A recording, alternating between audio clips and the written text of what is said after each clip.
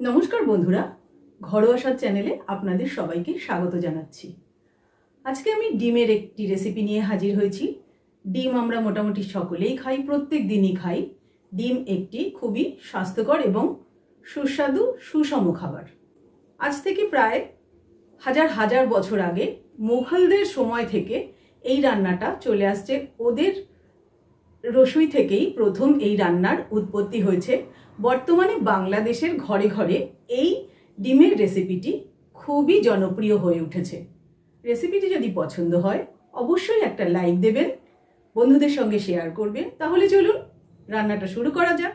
বন্ধুরা, মশালা আন্ডা বা ডিম ভুনা বানানোর জন্য আমি প্রথমেই কড়াইতে খানিকটা জল দিয়ে তার মধ্যে 6টা ডিম নিয়ে নিয়েছি।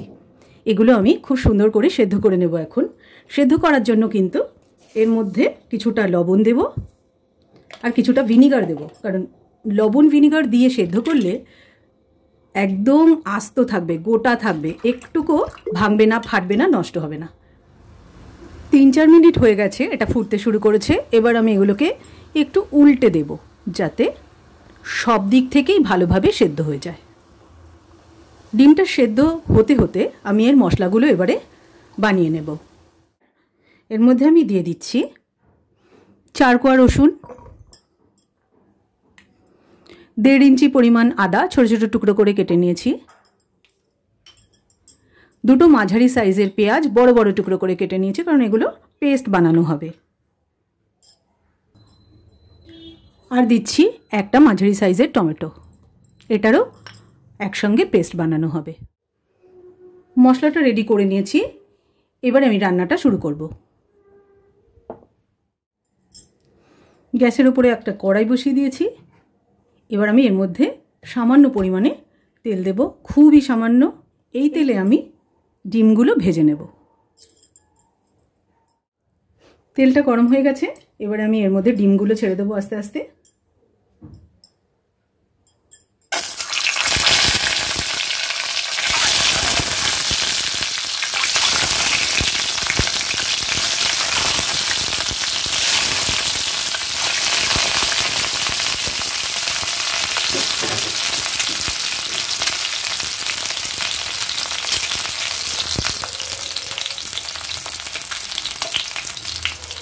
লবণ দিয়ে দিচ্ছি সামান্য,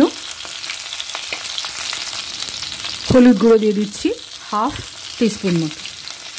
এবার এগুলোকে একটু ভালো করে নাড়াচাড়া করে ভেজে নিতে হবে।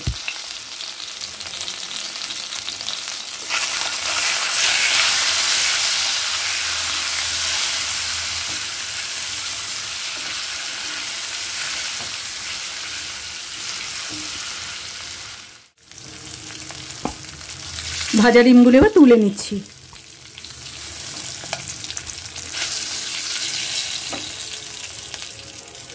হালকা করেই ভেজেছি, কারণ বেশি ভেজে নিলে ডিমগুলো কিন্তু খাওয়ার সময় দেখবেন একটু শক্ত শক্ত লাগছে, তাই আমি খুব হালকা করেই ভেজেছি। কড়াইতে কিছুটা তেল রয়েছে, আরও 1 টেবিল স্পুন মতো তেল আমি এর মধ্যে অ্যাড করছি।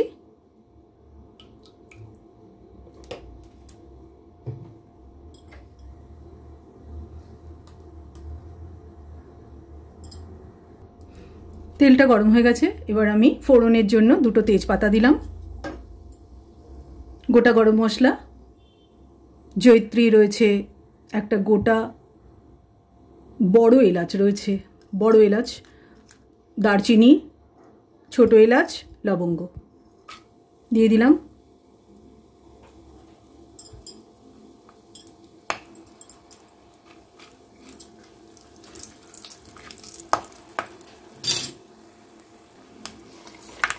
মশলার গন্ধ ছড়াচ্ছে, এবার আমি দিয়ে দিচ্ছি কুচনো পেঁয়াজ।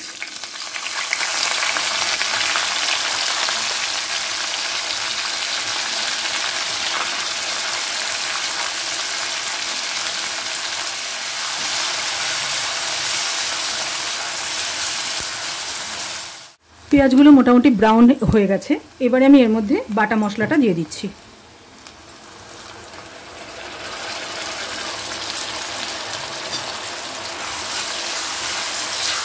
মিক্সির জারটা ধুয়ে একটু জল দিলাম,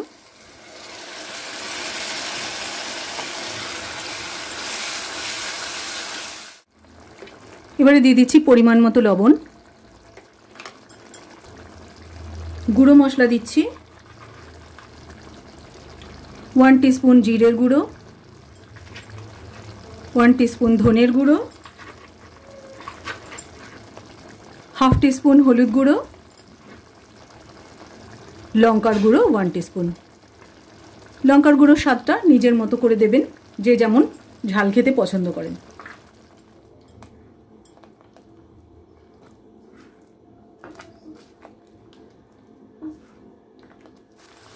মশলাটা মোটামুটি কষানো হয়ে গেছে।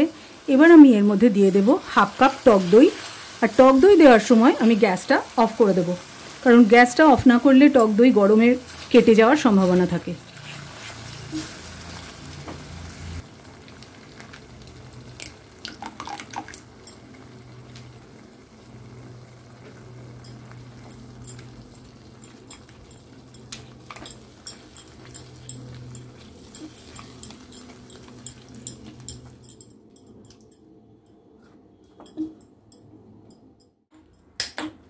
গ্যাসটা জ্বালিয়ে দিলাম।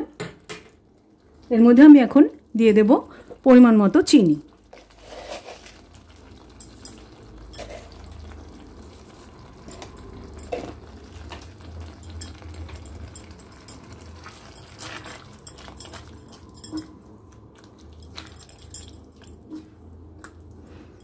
এবার এর মধ্যে একটু জল দেব সামান্য পরিমাণে, খুব বেশি গ্রেভি এতে রাখলে ভালো লাগে না, একটু ঘন গ্রেভি পছন্দ হয় বা খেতে ভালো লাগে।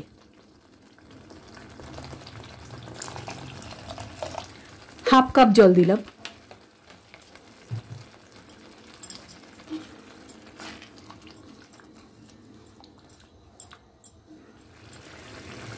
মশলাটা ফুটে উঠেছে, এবার আমি ডিমগুলো দিয়ে দিচ্ছি।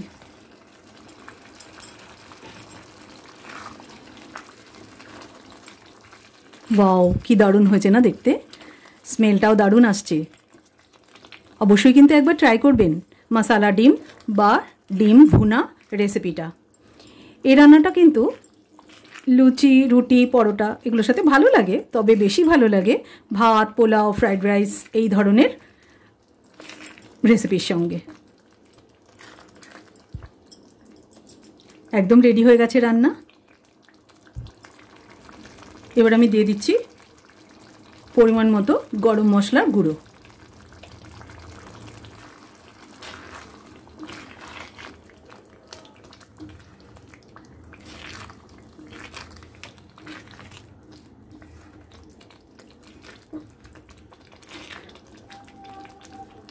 রান্নাটা একদম রেডি হয়ে গেছে।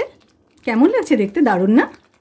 যদি রান্নাটা পছন্দ হয়, আমার সবই রান্না আপনাদের যদি পছন্দ হয় তাহলে অবশ্যই কিন্তু একটা লাইক দেবেন, আর বন্ধুবান্ধবদের সঙ্গে একটু শেয়ারও করে দেবেন। আর আমার চ্যানেলে নতুন বন্ধু হলে অবশ্যই চ্যানেলটা সাবস্ক্রাইব করে আমার পাশে থাকবেন। বেল আইকনটাও কিন্তু প্রেস করে দেবেন, যাতে নিত্য নতুন ভিডিও আপলোড হওয়ার সঙ্গে সঙ্গে আপনাদের কাছে সেটা পৌঁছে যায়।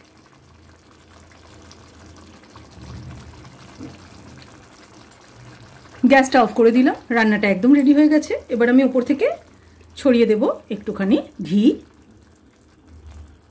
তবে তেল বা ঘি বেশি যারা খান না তারা কিন্তু ঘিটা স্কিপ করতে পারেন বা অল্প করেও দিতে পারেন। আর দিয়ে দিচ্ছি একটু ধনেপাতা। ধনেপাতা থাকলে দেবেন, না থাকলে না দিলেও চলবে, তবে দেখতে সুন্দর লাগে তাই আমি একটু দিলাম। কেমন হয়েছে রান্নাটা? দারুণ না? অবশ্যই একবার ট্রাই করবেন আর আমাকে কমেন্ট করে জানাবেন। ঠিক আছে বন্ধুরা, তাহলে আজকের ভিডিওটা এখানেই শেষ করলাম। দেখা হবে আগামী পর্বে। নমস্কার, ধন্যবাদ।